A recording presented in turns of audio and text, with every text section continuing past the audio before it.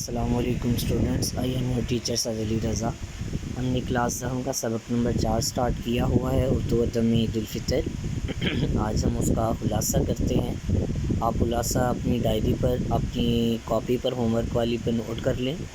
اردو ادب میں نثر نگاروں اور شعراء سب نے اپنے اپنے انداز میں عید الفطر کے موضوع پر خاصہ رسائی کی ہے۔ خواجہ حسن نظامی نے دلی کی بربادی کے جو نوحے لکھے ہیں، ان میں بے بس شہزادوں اور شہزادیوں کی عید کا ذکر اہمیت رکھتا ہے۔ اردو ادب میں اس روایات کی بنیاد پر سر سید احمد خاں نے مسلمانان ہند کی عید آگے ہے جی لکھ کر رکھی۔ اسی طرح حالی کی نظم تہنیت عید الفطر کا اردو ادب میں نمایاں مقام ہے۔ علامہ اقبال کو عید کا چاند بچپن کی یاد دلانا سے، جس کی بنا پر وہ منظر کشی والے رجحان کی طرف مائل ہو جاتے ہیں۔ اس سے آگے بیٹا جی 1857 سے قبل اردو ادب میں زیادہ توجہ غزلوں کے چند محدود موضوعات پر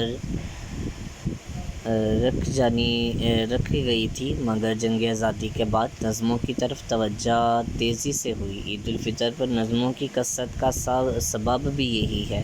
چنانچہ اب عید الفطر کے حوالے سے شاعری کے موضوعات میں صحن عیدگاہ میں ملاقات کے علاوہ مسلمان فیشنیبل خاتون کی ڈائری سے چل کر رسول پاک صلی اللہ علیہ وآلہ وسلم کی عید، کنواری بیٹی کی عید، سہاگن کی عید، بچوں اور بڑوں کی عید، دوگانی عید اور فرض وغیرہ جیسے موضوعات بھی ملتے ہیں۔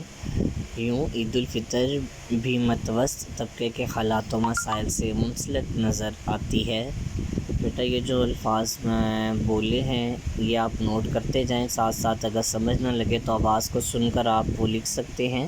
اسی طرح بقیہ خلاصہ حفیظ جلندری، عبد المجید سالک اور طالب الہ آبادی وغیرہ جیسے بلند پایہ شعراء نے بھی عید الفطر کے موضوع کو اپنی شاعری کی بدولت مسلمانوں کی تہذیبی اور تمدنی زندگی سے ملا دیا ہے۔